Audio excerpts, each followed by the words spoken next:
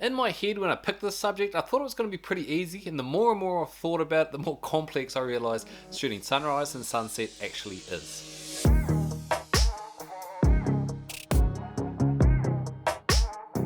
I guess first of all, more important than anything else, when you're going out shooting sunrise and sunset, is don't shoot the sunrise and the sunset.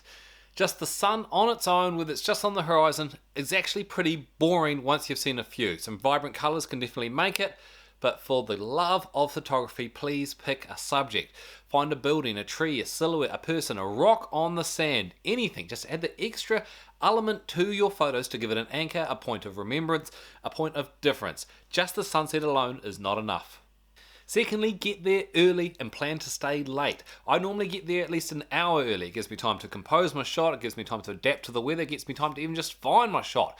Plus, if the sunrise happens later than you were expecting, you need that time to accommodate for that. And when I say later, quite often, well, seems to happen to me all the time, there's cloud on the horizon. Your sunrise doesn't actually happen until, say, half an hour or maybe even an hour after it's written down due to actually rise and be visible for you to see. Same goes for sunset. Quite often the sun can be quite nice while it's setting, but you don't get some of your best and brightest colours and clouds until it's actually below the horizon. But, like I said in the first tip, you not necessarily have to shoot at that. Find other objects to shoot. Your best thing to shoot at a sunrise and sunset might be in the opposite direction. Two things you definitely need to bring with you, at least a tripod. It's low light, it's dark, and as it sets, your camera is going to struggle more and more to get a steadier shot. Having a tripod just removes that completely and means you can shoot the highest quality possible.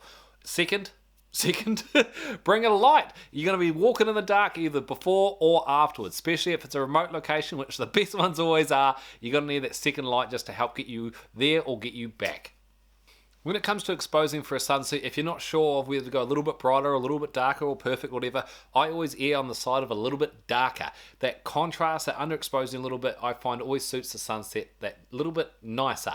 Secondly, learn to do HDR. If you're really confused about exposing for sunsets because your foreground is dark and your sky is too bright, and HDR is a phenomenal technique to get around those very high contrasting situations. So, let's talk about my sunrise and sunset experience. I was very limited because I was only allowed one sunset and one sunrise to shoot this video as the nature of the challenge. So I went for a walk up the farm on a very miserable, cloudy looking afternoon with zero expectation for a sunset. And I got right on the border of the property because I can't leave the boundary either. Some okay sunsets of two power pylons. I shot them a little bit of a time lapse and I got a little bit of colour and a little bit of wildlife flying past them just to get that, I guess, that little bit of creativity. And that's one thing to be aware of when shooting sunsets. You don't actually have to shoot that colour. Just be aware that the light around you, lighting everything up, whether it's be wildlife, architectural, people, the best light happens at sunrise and sunset. So I had a backup option. Sunrise, my favourite. If you get a choice between the two and you're not sure which one to shoot, always pick sunrise, unless you can shoot both. But sunrise is my personal preference, always over sunset. So I got up early expecting the same kind of weather, had a look out my window, and surprise, surprise, the mountain actually looked clear. So I left an hour early, I got there, I set up my camera, doing a time lapse, and just sat and wait. Sunrise didn't happen. Sunrise still didn't happen. It was just cloudy and moody, and I never even got any light on the mountain until the very last minute.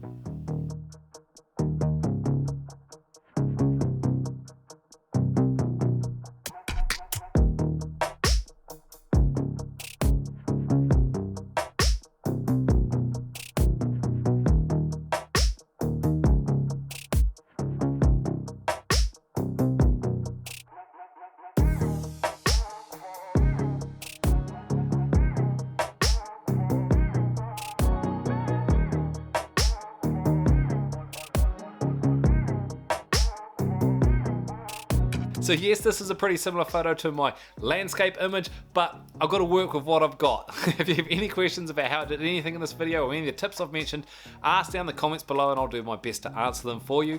If you'd like to like, share and subscribe to my YouTube channel, it would mean the world to me and help me get one step closer to doing this for a full time for a living. If you'd like to share your photos at TB Photo Challenge, I'd love to see them and more than happy to give any feedback if you'd like.